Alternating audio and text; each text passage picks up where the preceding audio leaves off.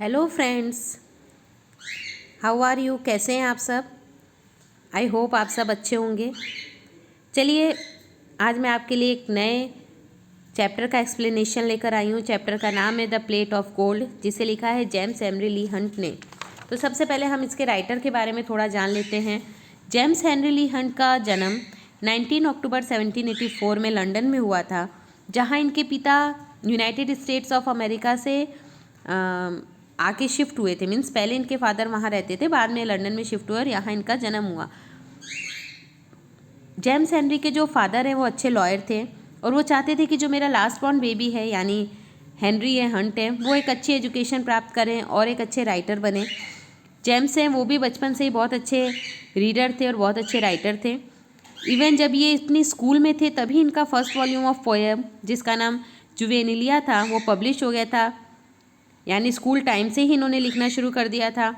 और ये जो अब हम नया चैप्टर पढ़ने जा रहे हैं, द प्लेट ऑफ गोल्ड, ये भी इन्होंने ही लिखा है।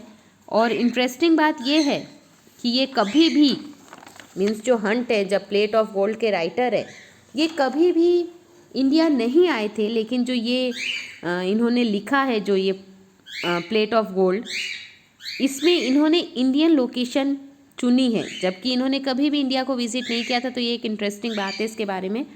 तो चलिए अब शुरू करते हैं इसके explanation. One day there fell in great Banaras temple court a wondrous plate of gold where on these word were read to him who love best a gift from heaven thread. एक दिन क्या होता है, वन डे, एक दिन, there fall a great Banaras, ये बनारस की पृष्ठभूमि पे लिखी गई है।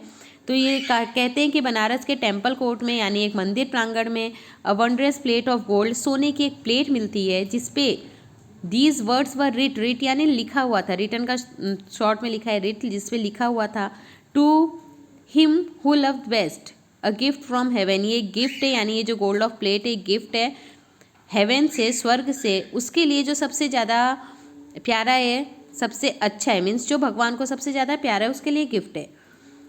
Thread the priest made proclamation at the midday hour each day, let those assemble who for virtue deem their right to heaven's gift the best, and we will hear the deeds of mercy done and so adjust the news adjust।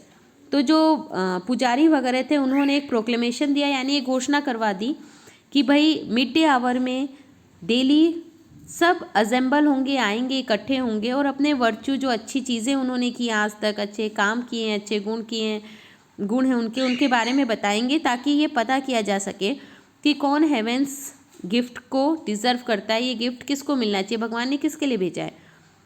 The news ran swift as light, और जैसे light बहुत तेज़ी से फैलती है, प्रकाश फैलता है, वैसे ये न्यूज़ चारों तरफ फैल गई। And soon from every quarter came nobles and munchies, hermits, scholars, holy men, and all renowned for gracious or for splendid deeds. Meanwhile, the presents in Solomon council sat and heard what each had done to merit best the gift of heaven।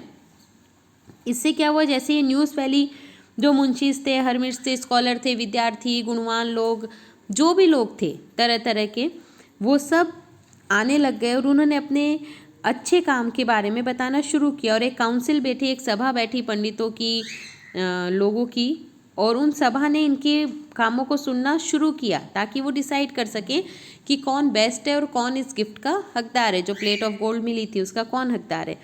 So for a year the Clements came and went, ऐसे 1 साल तक होता रहा। दावेदार आते रहे और जाते रहे, मीन्स लोग आते रहे, बताते रहे अपने अच्छे डीड्स, अपने गुण, उन्होंने क्या अच्छा किया है, क्यों वो इसको डिजर्व करते हैं। ऐसे 1 साल बीत गया। At last after a patient wing of the worth of all the priests bestowed the plate of gold on one who seemed the largest lover of the race, whose whole state within the year had been parted among the poor।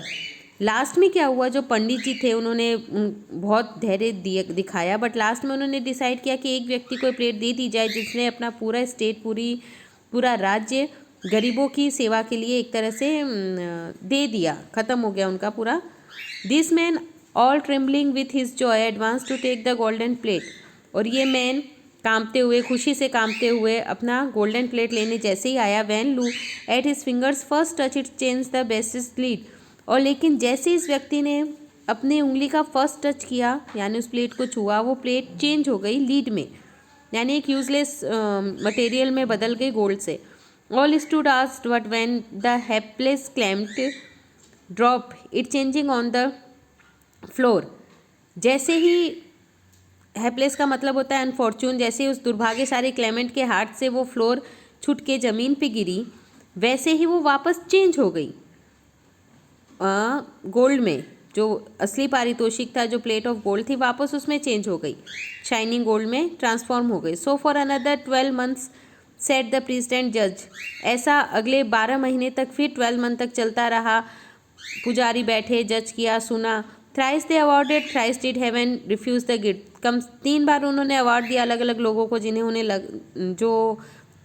उन्हें लगे कि ये deserving है, लेकिन हर बार heaven refuse the gift, heaven ने वो गिफ्ट मना कर दिया। Meanwhile a host of poor named beggars in the street lay all about the temple gate in hope to move that love where by each claimant hope to win the gift. और इस दौरान क्या हुआ, जो maimed beggars यानी जो अपंग लोग थे, भिखारी थे, वो लोग दरवाजे के गेट पे आने लग गए। In hope to move that love where by each Clement.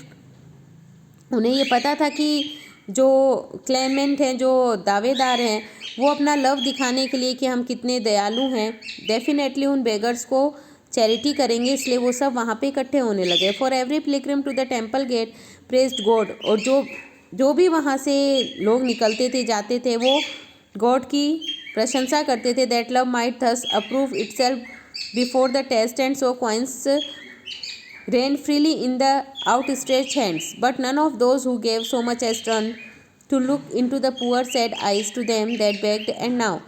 और जो वहाँ से लोग निकलते थे, वो ईश्वर की, भगवान की बहुत प्रशंसा करते थे और उन गरीब लोगों को दान देते थे, बट उनमें से किसी ने भी who gave so much as turn to into look into the poor sad eyes, कोई भी उनकी गरीबों की आंखों में नहीं देखता था। दैट मीन्स वो उनसे कनेक्ट नहीं होते थे, वो सिर्फ उनको देते थे ताकि वो खुद को प्रूफ कर सके कि हम डिज़र्विंग है और ये प्लेट ऑफ गोल्ड हमें मिलनी चाहिए, हम बहुत ज़्यादा दयालु हैं, इसलिए वो करते थे। बाकी किसी ने भी उनकी आंखों में नहीं देखा, यानी उनके दर्द को महसूस नहीं किया।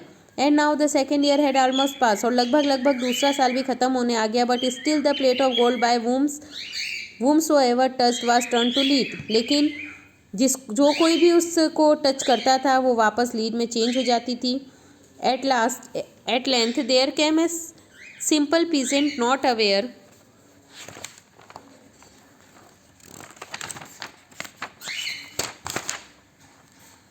of that strange contest of the gift of God। At last एक पीजेंट आया, बहुत सिंपल सा किसान है, जिसे पता भी नहीं था कि ऐसा कुछ कॉन्टेस्ट वहाँ चल रहा है, लोग इसके लिए कोशिश कर रहे हैं।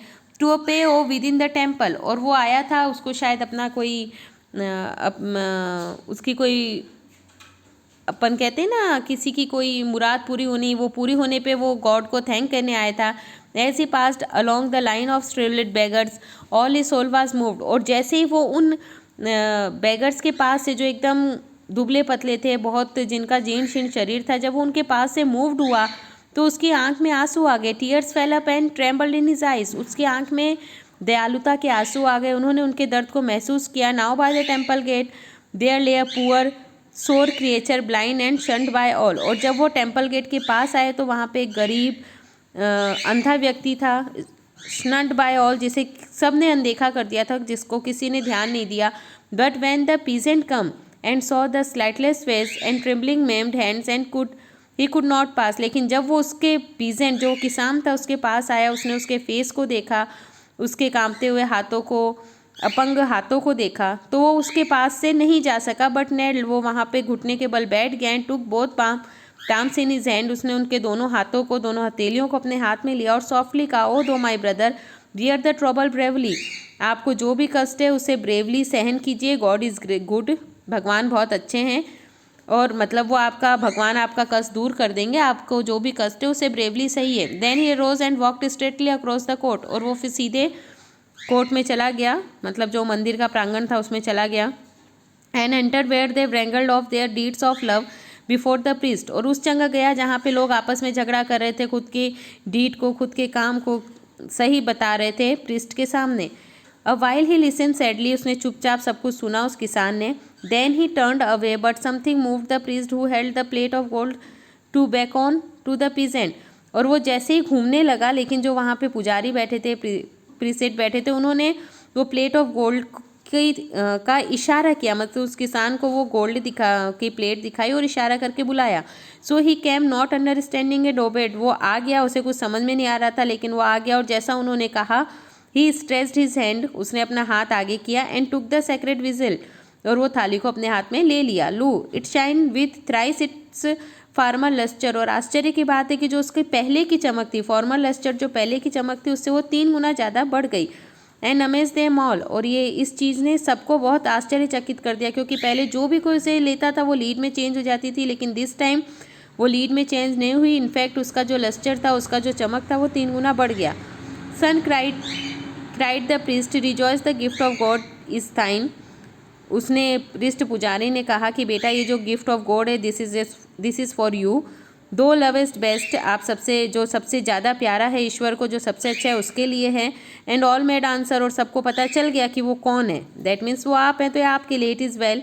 And one by one departed, और ये डिसाइडेड हो गया, और वन बाय वन जो लोग वहाँ पे थे, जो खुद को गॉड का सबसे लविंग प्रूफ करना चाह रहे थे, वो एक एक करके जाने लगे। But the peasant knelt and prayed bowing his head above the golden plate, किसान घुटने के बल बैठ गया, और जो गोल्डन प्लेट थी उसके सामने सिर झुकाते हुए उसने कहा, while over his soul like morning steam the love of God, जैसे दिन की सुबह होती है एक नई चमक के साथ, वैसे वो उसने गॉड के लव के लिए उनका थैंक यू कहा, और गर्दन झुका के ईश्वर को थैंक्स दिया। तो ये थी हमारा एक्सप्लेनेशन इस चैप्टर का, the plate of gold. I hope आपको ये समझ में आया होगा। Okay guys, bye.